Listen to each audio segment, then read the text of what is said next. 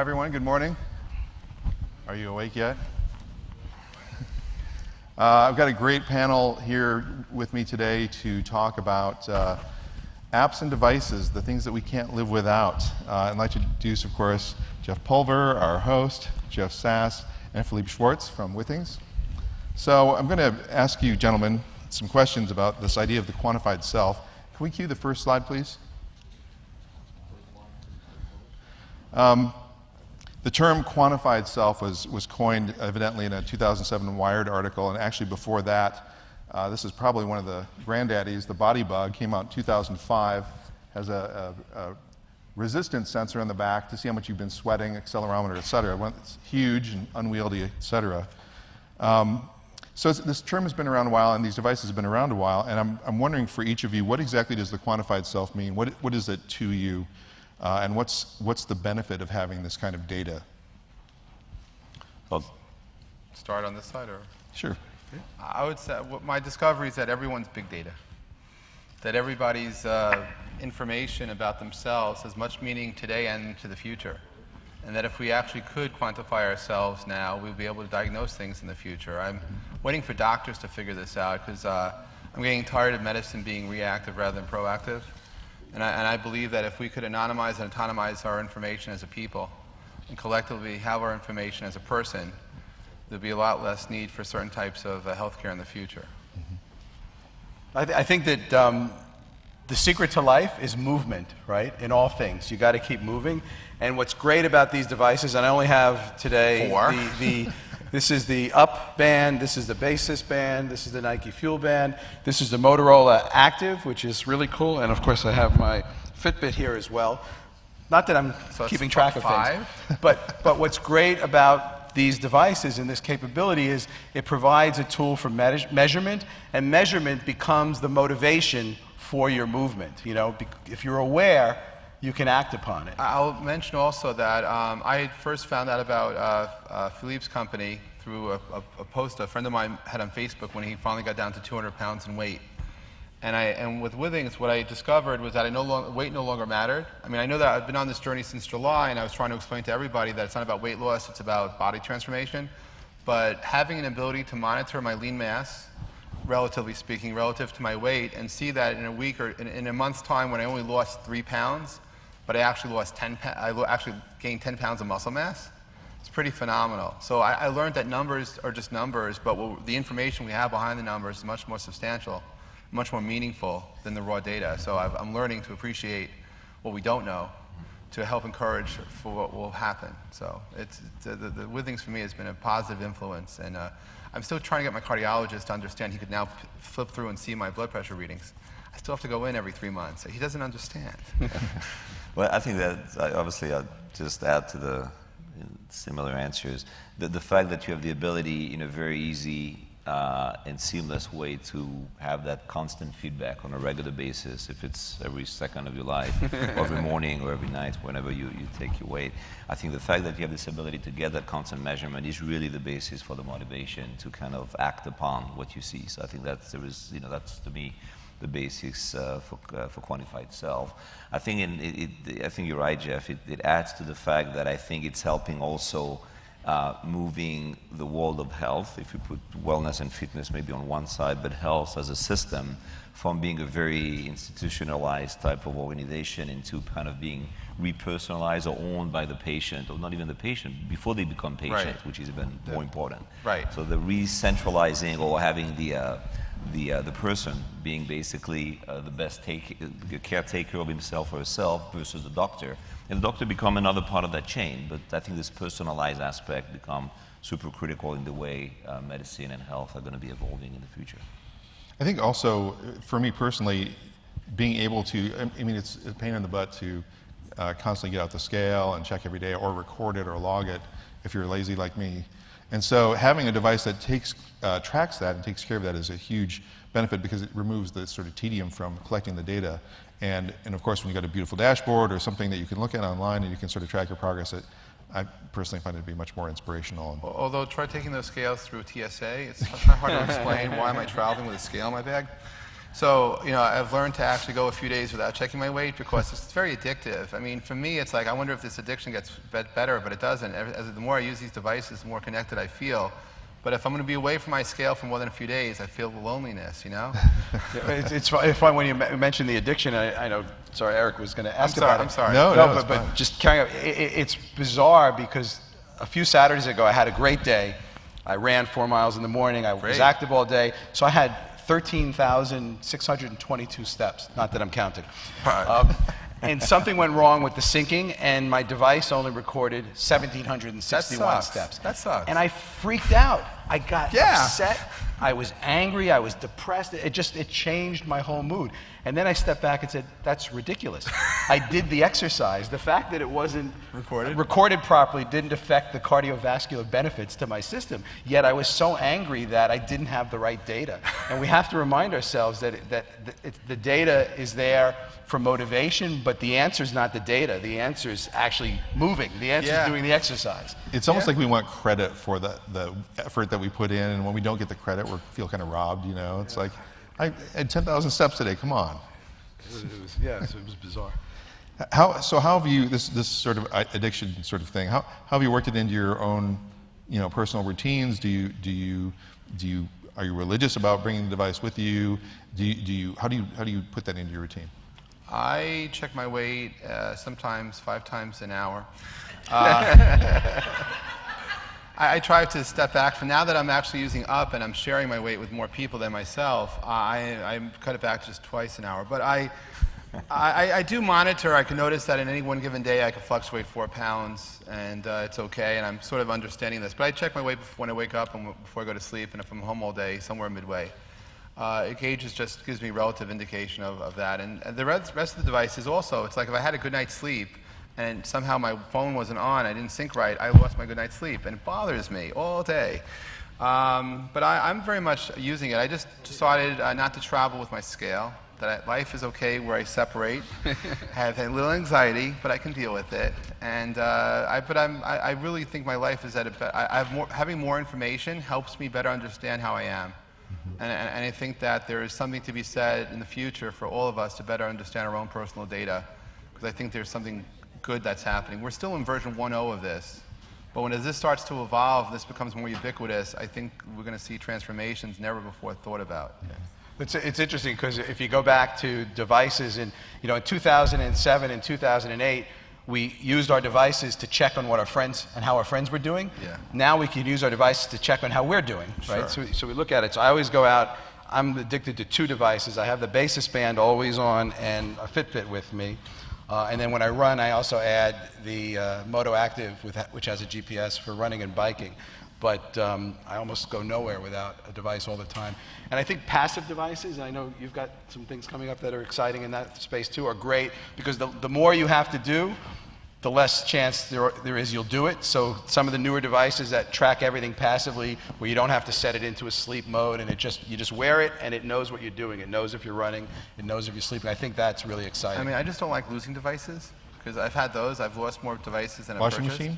machine? I think once it's a mindset. I mean, I had bought I had bought 2 fuels before I started using any, and then I switched. And I found that once you get into your habit, so I think the real thing is once you discover, people will give you presents. It's just like anything else. Then it becomes an obligation. But once you on your own decide to use it and you're motivated by it, there's no stopping you. But it goes back to the whole idea of readiness. Until you're ready to do it, you're not. And you can get 7 gifts of the most amazing devices in the world, but you're not going to use them until you're ready for it. And it's the act of doing that starts to change your habit. And so for me, it's an addiction, but a good one, but it's because I changed my habit for the positive. And I do think that in the future, if we could track how we do these things, we could better understand ourselves. And so the more data we have today, 5, 10, 15 years from now, I think we could live better lives from it. So I thank everyone who's responsible for making these things happen, both on the app side and the device side, because I think the future's better because of it. And I'm very excited about where this can go. To the addiction aspect, I mean, I think it starts from a good thing. I mean, it's as It's a positive. You just said it's a positive thing. And like any positive thing, it's like running, and the day you're not running, you feel bad. So it's, you can say I'm addicting to running, but it's not a bad thing. So I think it's talking about a good addiction. I think I'll choose this one versus a lot of other ones. Endorphins are good for us. It's a good one. And I think also one way from a vendor perspective to kind of help maybe de-dramatize the addiction aspect of it is the fact that the devices are becoming obviously more and more connected with the apps. It used to be devices only, the device is an app. And I think the app helps you kind of contextualize the whole thing and put it in a certain context. As a result of that, so you might not weighted yourself for the last 2 days, but in parallel to that, you've been tracking your activity because you can travel with your whatever tracker you're using for that. And you look at the big picture of who you are, basically going back to the person at the center of that versus a doctor or some other or the gym or your trainer. And now you can say, well, first of all, you're back 3 days later. You're going to see you're still going to be able to extrapolate the missing data in the middle. But you're also looking at other stuff. You say, well, actually, if I'm also combining that with my nutrition thing, I really ate too much in the last 2 days. So I think kind of looking at this kind of a little bit of a big picture, kind of becoming your own little big data kind of person, I think it's helping a lot, kind of keeping as an addiction, but de-dramatizing the addiction, looking at the reason for stuff. And so I think it's a good addiction, and there was a way to deal with it. Well, and just like with big data for other things, having the insights from that data is what's most important, not having the volume of data. And it's the insights, and the ability to draw your own conclusion. I mean, the big data from the perspective, like you see an article where you see if people have been taking Lipitor for the last 2 years and drinking red wine, and apparently it's increasing or decreasing the risk of. This is kind of blanketing the market with something which is so generic that it doesn't mean anything to yourself. But being able to kind of draw your own correlation to kind of reach your own conclusion. Well, I really found out that when I measure, the air quality in my room, and I slept better because of that, and I also eat this way, and I didn't eat 3 hours, 1 hour before going to bed, and I lost weight. This is what's happening to me. And I think being able to reach your own conclusion, a doctor, the best doctor in the world, with all the data in the world, seeing you once a year in a physical is not going to help you with that. It's really the way that you're able to do it every day. And Jeff touched on it. It really does change your behavior, because if you're aware, you can do something. So if you set a goal of 10,000 steps a day, and it's 9 o'clock at night, and you look and you see you've done 8,500 steps, you will get to 10,000. You're very likely to grab the dog or one of your kids or your spouse or whatever and say, hey, let's walk around the block a couple of times until you hit your 10,000. If you weren't aware of that, you would just continue sitting on your butt for the rest of the night because you didn't know you were only at 8,500 steps. So it's that knowledge that changes your behavior. Our clock is running perilously low. So what I want to ask is, what's next? What's over the horizon? Is it open data? Is it cooler devices that capture more biometrics? What's the future hold? Well, I think first of all, from a market perspective, we'll come back to technology just serving the market at the end of the day. I think from a market perspective, this thing is going mainstream, and we need to address not only the need of a few people who live in Silicon Valley, in New York or Boston, and having, feeling good with the device, but making sure those devices become part of mainstream. And you want the mother of Kansas City that have 3 kids there that is going to start using the scale, or is going to be making sure that the kids are, whatever it is. But I think making sure that this is becoming mainstream is an important one. As we said, how this is going to be evolving into health and being part of the health system. Are you going to be able to forward the information, your blood pressure information, to your doctors on an ongoing basis, not the once-a-year type of physical? So that's, I think, an important part.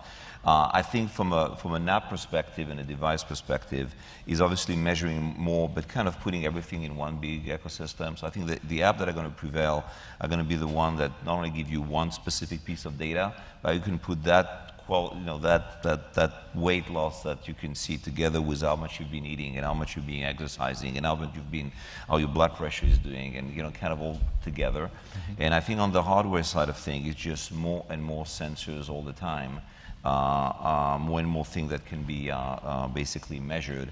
And this is leading to a very interesting discussion, I think, around what's happening with smartphones that are becoming by themselves tool that helps you measuring by themselves, but also, on the other hand, also people feel the need to have the thing attached to themselves, or from a display perspective, and measuring some stuff that the cell phone can or the smartphone cannot measure. So finding that balance between what this little local server, powerful server that you have in your pocket now is able to do versus what is going to be done on the wearable side of things, I think is a big, interesting trend. And I think we're going to find a lot of interesting things at that junction between the app, the smartphone, and the device.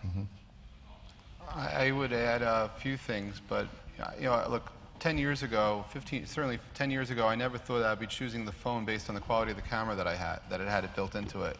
I think our idea for what communication devices were and will be is going to change based on the reality of what's around us. And that some of the things that we're talking about become embedded, others will be separate. It's sort of like an old school stereo. Some people have separate integrators. Some people have integrated stereo. Some people still have preamps and amps and speakers and turntables, or old school. And I'm actually today preparing to do an event, early stages, of actually advocating to help disrupt healthcare in a positive way. Because, you know, I'm tired of people taking my data and anonymizing it to the cloud without sharing it personally with me. I believe that the near future needs to allow each of us to have our own personal dashboards, regardless of the business relationships between the software developers and the device makers. Us as people, we matter. The you matters. So I'm giving my data without, you know, with permission, I suppose, to be anonymized and autonomized to a cloud by any vendor whose devices I wear. But I want access to that data. You know, if I was wearing a sleeping device and the company went out of business, they have my sleep data. There was no APIs available to me as a consumer to download it. So I'm advocating to create an open API, an open standards. We did this in communications, went through a lot of fights, but we opened up many things. And to have an open protocol for people to be able to have access to their data, to massage it in ways that they want to, and be able to use it and connect with devices and write some open, very simple scripts to integrate. I think that's a near-term future. It's going to be only for geeks who get it first. But I would like to find uniformity across device makers and software developers to have an openness to the cloud, so that take the data if you want to, but let us use it too, please. And I think with that, we're going to see a transformation and a creation of a culture that will help us be better in what we do. And hopefully, not only could we have access to the data, but we could then have some of the healthcare practitioners look at our data and notice things in advance, because trends are not necessarily positive. And someone actually taps you on the shoulder and says, be careful because you're trending a certain way, and that's outside the norm. But I'm very positive about what the future is, and my involvement for the past 11 months have led me to want to create something that, if it doesn't exist, should, that will bring together apps, devices, people, doctors, and others that will change the way we live in the future. That's what I'm thinking about. Awesome. We're out of time. I want to show a really brief video. It's 1 minute.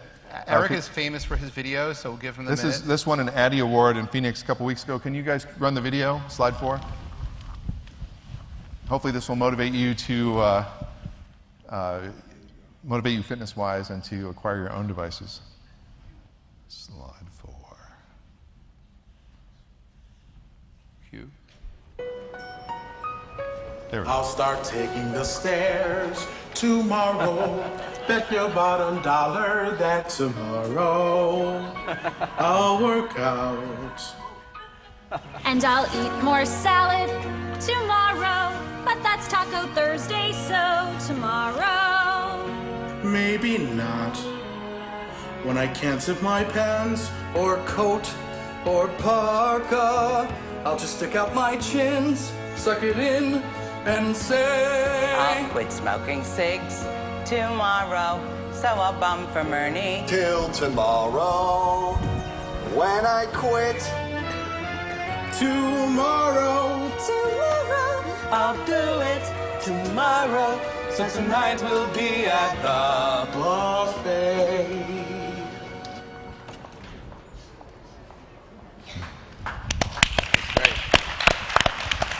All right, ladies and gentlemen, Philippe Schwartz, Jeff Sass, Jeff Pulver. Thank you. Thank you. Thank you. Thank you.